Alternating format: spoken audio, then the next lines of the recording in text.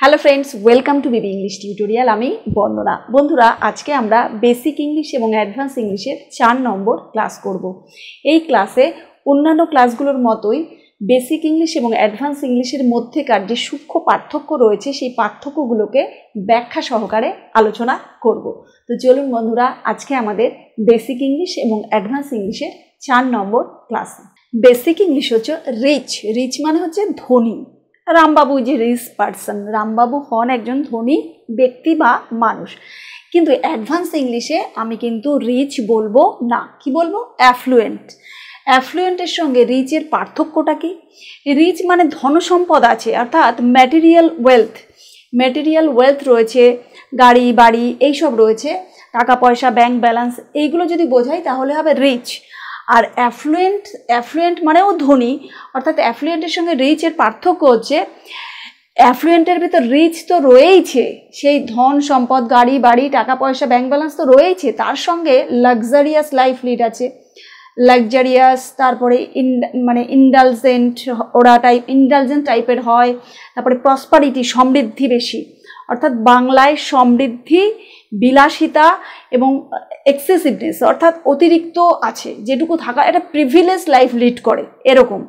আর এই অ্যাফ্লুয়েন্টের ভেতরে তো ধনী মানে ম্যাটেরিয়াল ওয়েলথ সব কিছু রয়েছে, তার সঙ্গে বিলাসিতা, বিলাস, বৈভব এইসব তো রয়েইছে। সমৃদ্ধি মানে সুজলা সুফলা যেটা বোঝায়, সব কিছু রয়েছে। সঙ্গে আরেকটা যোগ হবে, সেটা হলো অ্যাফ্লুয়েন্ট নেইবারহুড, অর্থাৎ আশেপাশের এলাকার লোকগুলোও যেন ধনী, অর্থাৎ যে এলাকার থাকা হয় সেখানে প্রায় সব ফ্যামিলি অ্যাফ্লুয়েন্ট, তাদের অ্যাফ্লুয়েন্স আছে। আর অ্যাফ্লুয়েন্স মানে অনেক ধন সম্পদ এইসব রয়েছে। তার মানে রিচের সঙ্গে, রিচ হচ্ছে একটা কমন ওয়ার্ড, আমরা ছোটোবেলা থেকে হাতেখড়ি হওয়ার পর থেকে রিচ জানি, কিন্তু অ্যাফ্লুয়েন্ট খুবই কম জানি। দুটোই অ্যাডজেক্টিভ, রিচও অ্যাডজেক্টিভ, অ্যাফ্লুয়েন্টও অ্যাডজেক্টিভ। অ্যাফ্লুয়েন্টের ভেতরে মেটেরিয়াল ওয়েলথের সঙ্গে সঙ্গে আরও সব কিছুর প্রাচুর্যতা, এবং সেগুলো ভোগ করছে বাস্তব জীবনে, কিছু কাউকে কিছু দিয়ে দিলেও তার কমবে না, এরম বোঝালে অ্যাফ্লুয়েন্ট এই অ্যাডজেক্টিভটা আমরা ব্যবহার করব। তারপর লাইক মানে পছন্দ করা। আর অ্যাডভান্স ইংলিশে ওই লাইকটাকেই বলবো হচ্ছে অ্যাপ্রিসিয়েট। কীভাবে বলবো? দেখুন, লাইক করা আমরা বলি না, লাইক শেয়ার কমেন্ট। লাইক মানে কি? চট করে স্ক্রোল করছি, করতে করতে একটা কিছু ভালো লাগলো, লাইক করে বেরিয়ে গেলাম, এই অল্প সময়ের ব্যাপার। একটা উপর একটা অ্যাপারেন্ট মানে উপরে কারোর 1 সেকেন্ড 2 সেকেন্ড দেখলাম বা 3 সেকেন্ড, অথবা 1 মিনিট ধরে একটা শর্ট ভিডিও দেখলাম, সেটাকে ভালো লাগলো, লাইক করে চলে গেলাম। কিন্তু অ্যাপ্রিসিয়েট কখন হবে?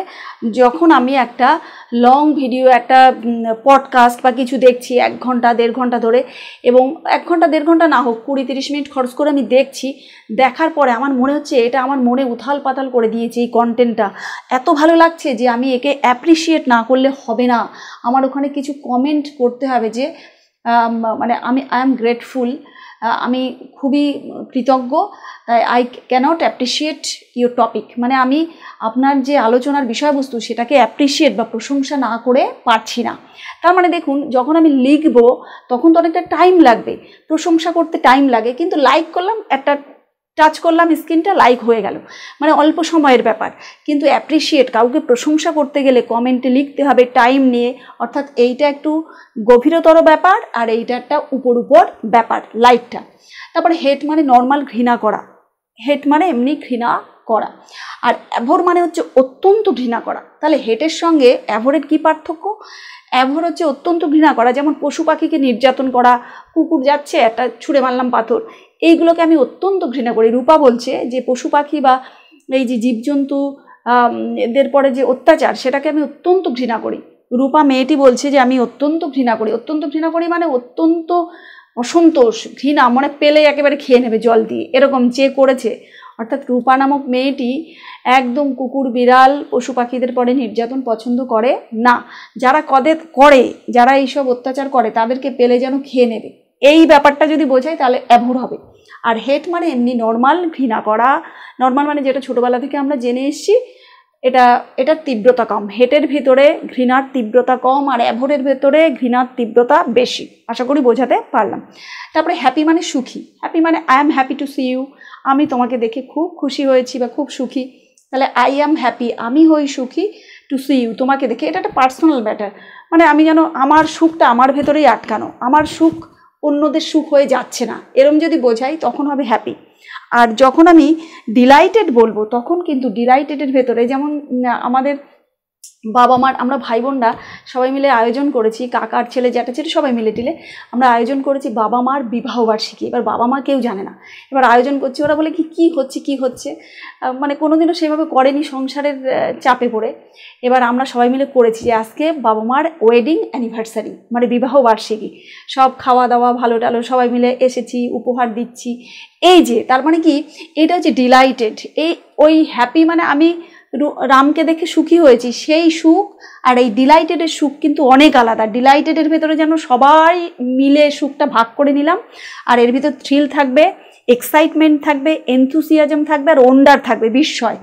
ভারী ভারী শব্দ বললাম, একটু বাংলায় বলি, একটা বিস্ময় থাকবে। বাবা মা অবাক হয়ে গেছে, এরা করে কি, ও আমাদের আজকে বিবাহবার্ষিকী, সে তো মানে 50 দিন আর 20 প্রায় 1-1.5 মাস আগে শুনে রেখেছি যে কবে বিবাহবার্ষিকী বলো তো। এবার সেইটা 1-1.5 মাস পরে তার অ্যাপ্লাই করলাম। এবার একটা বিস্ময়, ওদের অবাক লাগছে, এক্সাইটমেন্ট, একটা উত্তেজনা লাগছে। তাই বিবাহবার্ষিকী সেই সাজা গোজা, মাকে সাজালাম, বাবাকে সাজালাম, তারপরে একটা সব ভালো লাগা, এনথুসিয়াজম, উদ্দীপনা, এক্সাইটমেন্ট, উত্তেজনা, এইগুলো কিন্তু থাকছি। তার মানে সুখী একটা ব্যক্তিগত সার্কেলের বিষয়, আর ডিলাইটেড মানে একটা তার ভিতরে অন্য অনেকগুলো অনুভূতি মিশে ডিলাইটেড হচ্ছে। স্যাড মানে দুঃখিত। স্যাড মানে দুঃখিত আমি বলতে পারি যে রমা একটা মেয়ের নাম, সেই মেয়েটা তার বান্ধবী চলে গেছে অন্য জায়গায় পড়াশোনা, মানে মাধ্যমিক হয়ে গেছে, সে কলকাতায় চলে গেছে পড়তে, 11-এ ভর্তি হতে, আর বান্ধবী রইল গ্রামে। সে বান্ধবী চলে গেছে বলে রমা দুঃখিত, এই একটা হতে পারে স্যাড মানে দুঃখিত। কিন্তু অ্যাডভান্স ইংলিশে ডেসপন্ডেন্ট, কি বলবো, ডেসপন্ডেন্ট, এটা কিন্তু একটা গভীর মানে দেয়। ডেসপন্ডেন্টের মানে অনেক গভীর। আমি বলতে পারি যে রূপম একটি ছেলে, after losing job, after losing মানে হারানোর পরে, আফটার মানে পরে, লুজিং মানে হারানোর, হিজ জব তার চাকরিটা হারানোর পরে রূপম বিকেম ডেসপন্ডেন্ট। রূপম বিকেম মানে হয়েছিল, ডেসপন্ডেন্ট মানে চরম হতাশ, অ্যাবাউট হিজ ফিউচার, তার ভবিষ্যৎ নিয়ে একেবারে গভীর অতলে তলিয়ে গেছিল। সে আর দিশা পাচ্ছিল না, একটা ডিপ্রেশনে চলে যাচ্ছিল, অবসাদের ভেতরে। তাহলে মেয়েটি যে তার বান্ধবীকে হারিয়েছে, অর্থাৎ রমা নামক মেয়েটি যে তার বান্ধবীকে হারিয়েছে, সেই দুঃখের সঙ্গে এই যে চাকরি হারানোর যে যন্ত্রণা, তাই ভবিষ্যতে তার অন্ধকার দেখছে, এই দুটো দুঃখ কিন্তু আলাদা, দুটোই অ্যাডজেক্টিভ। স্যাডও দুঃখিত, ডেসপন্ডেন্টও দুঃখিত, কিন্তু দুটোর ভেতরের মানে কিন্তু অনেক আলাদা। তো বন্ধুরা, এরকম আমরা অনেক নতুন নতুন বেসিক ইংলিশ এবং অ্যাডভান্স ইংলিশ সম্পর্কে জানি। বেসিক ইংলিশ স্টাডি, স্টাডি মানে পড়াশোনা করা অথবা গবেষণা করা। আর অ্যাডভান্স ইংলিশে স্টাডি বলা যাবে না, কি বলবো, বলবো রিসার্চ। রিসার্চ মানে হলো গবেষণা করা অথবা পড়াশোনা করাও বোঝায়। এবার স্টাডির সঙ্গে রিসার্চের সূক্ষ্ম পার্থক্যটা কি? স্টাডি মানে হচ্ছে একটা লিমিটেড সার্কেলে কোনো ব্যক্তি মানুষ নিজের জন্য করছে, এরকম একটা অর্থ দেয়। কীরকম? আমি বলতে পারি যে study for an exam. Study মানে পড়াশোনা করা বা গভীরভাবে গবেষণার মতো করে পড়াশোনা করা। ফর মানে জন্য, একটা পরীক্ষার জন্য স্টাডি করা, এইটাকে বলা হবে স্টাডি। কিন্তু আমি যখন রিসার্চ বলবো তখন বলবো research on climate change. Research মানে গবেষণা করছে, অন মানে উপরে, ক্লাইমেট চেঞ্জ মানে জলবায়ু পরিবর্তনের উপরে। তাহলে এই স্টাডি মানে পড়াশোনা করা একটা ব্যক্তি নিজের জন্য করছে, আর রিসার্চ মানে সারা পৃথিবীর সমস্ত মানুষকে ভালো রাখার জন্য, যাতে পৃথিবীর টেম্পারেচার কেন বাড়ছে সেইটা নিয়ে আরও রিসার্চ করছে, আরও গবেষণা করছে, এরকম। স্টাডি একটা লিমিটেড সার্কেলে, আর রিসার্চ হচ্ছে বৃহত্তর সার্কেলে। তারপরে আছে ডিফিকাল্ট। ডিফিকাল্ট মানে কঠিন, বলা যেতে পারে the math is difficult to solve. The math মানে অঙ্কটা, ইজ মানে হয়, ডিফিকাল্ট মানে কঠিন, টু সলভ মানে সমাধানের জন্য, এই কঠিন, এই এরকম ডিফিকাল্টের এরকম একটা মানে আসে। কিন্তু আমি যখন অ্যাডভান্স ইংলিশে বলবো তখন কিন্তু ডিফিকাল্ট বলবো না, তখন হচ্ছে চ্যালেঞ্জিং।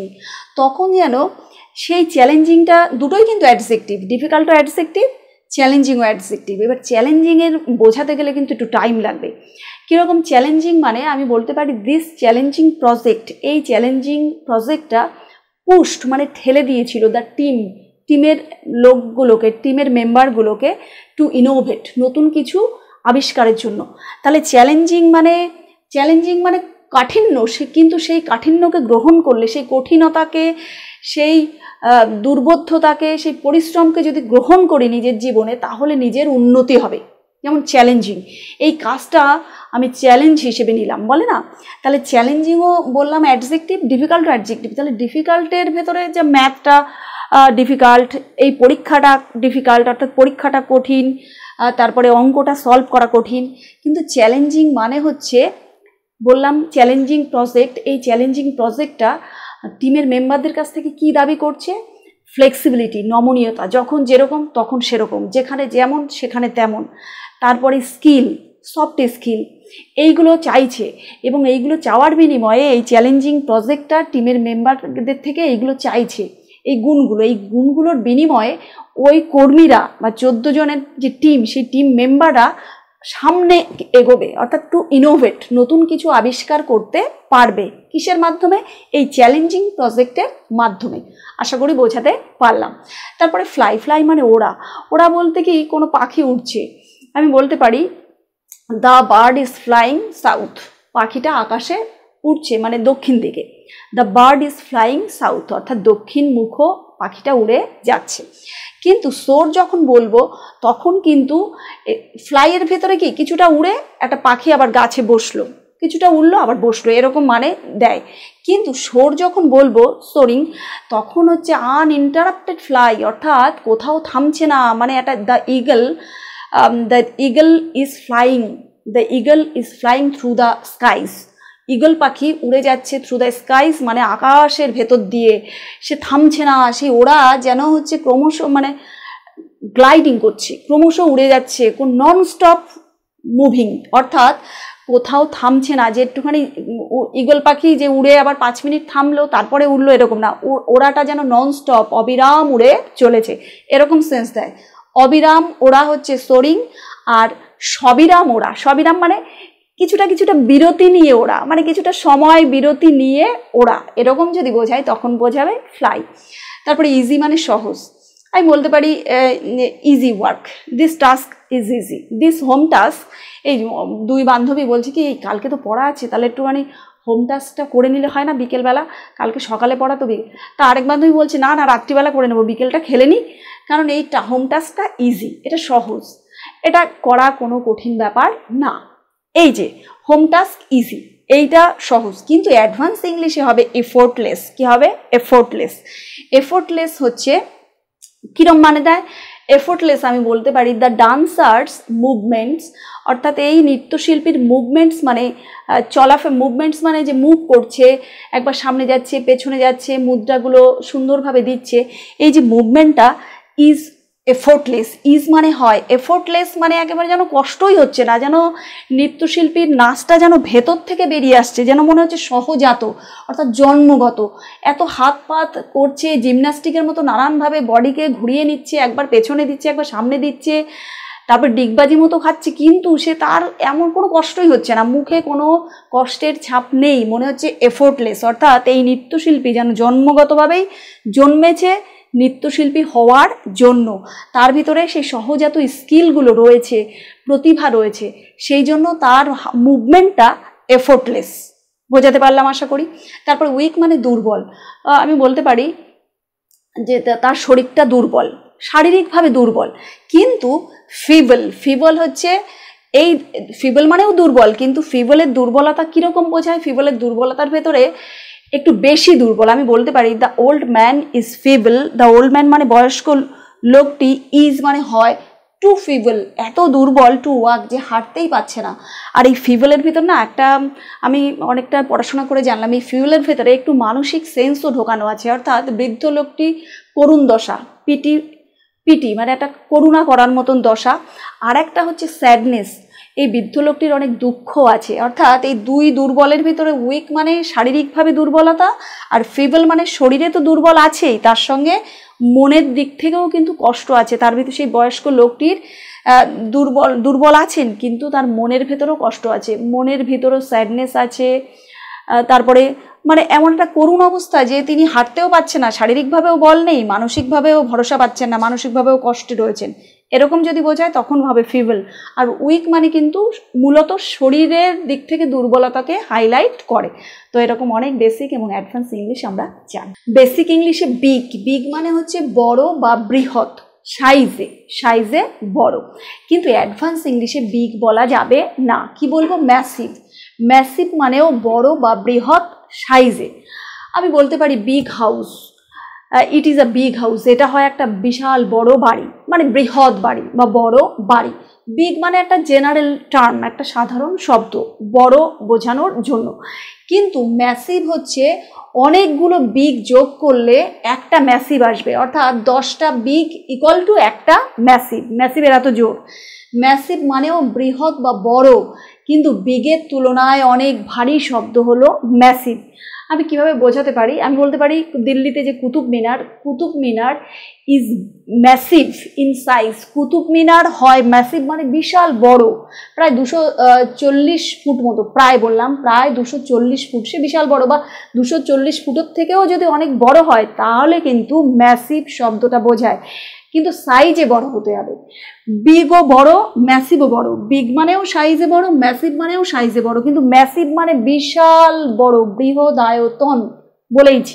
বললাম কুতুব মিনার, আমার চট করে যেটা মাথায় হলো, কুতুব মিনার প্রায় 240 ফুট মিনারটা।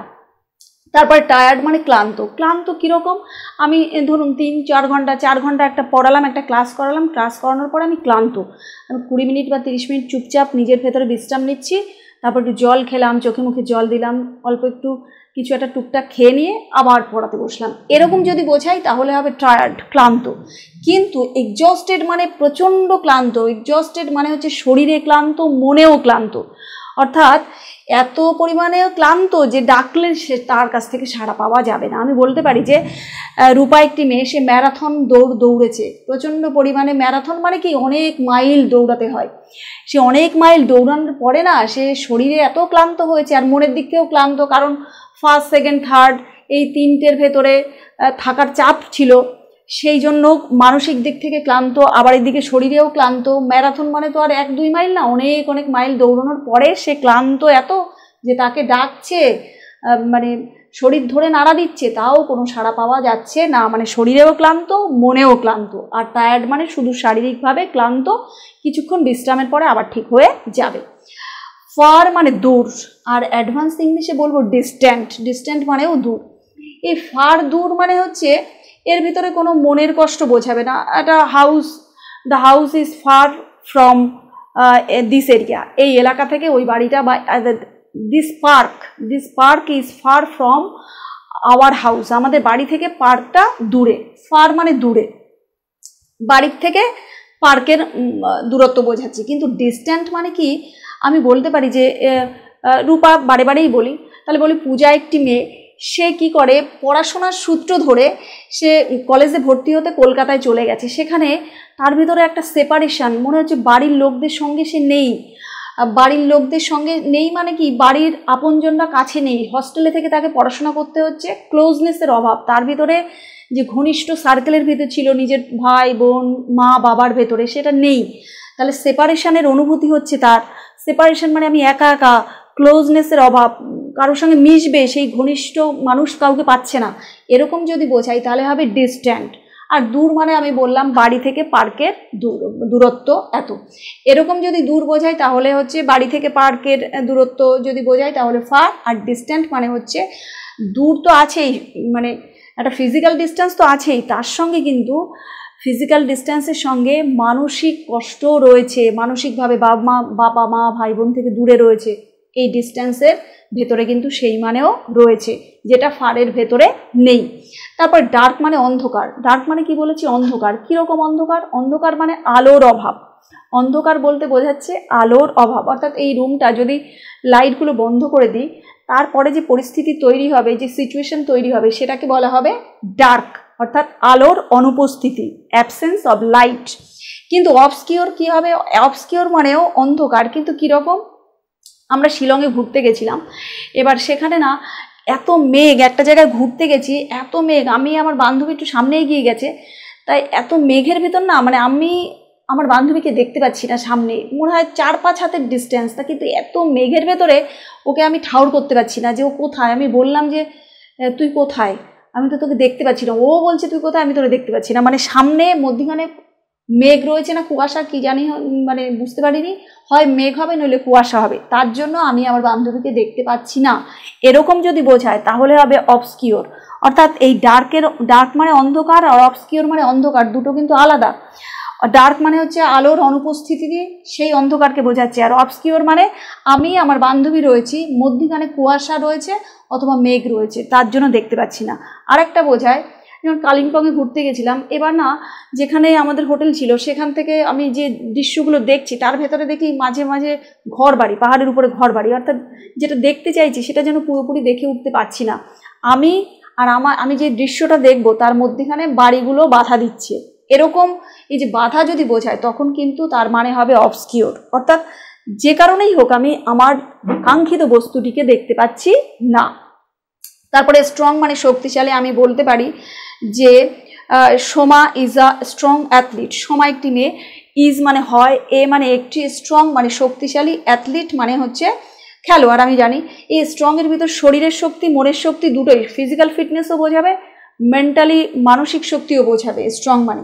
কিন্তু আমি অ্যাডভান্স ইংলিশে বলবো মাইটি। এই স্ট্রংয়ের সঙ্গে মাইটির পার্থক্যটা কি? স্ট্রংয়ের সঙ্গে মাইটির পার্থক্যটা হচ্ছে মাইটির ভেতরে পাওয়ার থাকবে, ক্ষমতা থাকবে, কিন্তু সেই ক্ষমতাটা কীরকম হবে? সিংহের ক্ষমতার মতো, অর্থাৎ ভয় মেশানো শ্রদ্ধা থাকবে। মানে সিংহের প্রতি একটা শ্রদ্ধা, অর্থাৎ ভয়, ওরে বাবা খেয়ে তো ফেলবেই যদি উল্টোপাল্টা করি। তাহলে মাইটির ভেতরে পাওয়ার রয়েছে, কিন্তু সেই পাওয়ারের প্রতি আমাদের মানুষজনের একটা ভয় মেশানো শ্রদ্ধা রয়েছে, একটু ভয় ভয় পাচ্ছি আবার শ্রদ্ধা, এরকম একটা মিশেল অনুভূতি, মানে পাঁচমিশেলি অনুভূতি। তাহলে পাঁচমিশেলি বলতে মানে একটা শক্তি তো থাকবেই, পাওয়ার থাকবে, সেই পাওয়ারের প্রতি আমাদের একটা মাথা নোয়ানো ভাব থাকবে, এরকম। আমি বলতে পারি যে দ্য মাইটি লায়ন, শক্তিশালী লায়ন মানে সিংহ, রোড মানে গর্জন করেছিল লাউডলি, প্রচণ্ড স্বরে, উচ্চ স্বরে। তো বন্ধুরা, বেসিক ইংলিশ এবং অ্যাডভান্স ইংলিশের যে ক্লাসটা করলাম, এই ক্লাসটা আপনাদের কেমন লাগলো কমেন্ট সেকশনে কমেন্ট করে জানাবেন। ভালো লাগলে লাইক করবেন, সাবস্ক্রাইব করে পাশে থাকবেন, আর পাশে থাকা বেল আইকনটি অবশ্যই অন রাখবেন। সবাই ভালো থাকবেন। Thanks to all.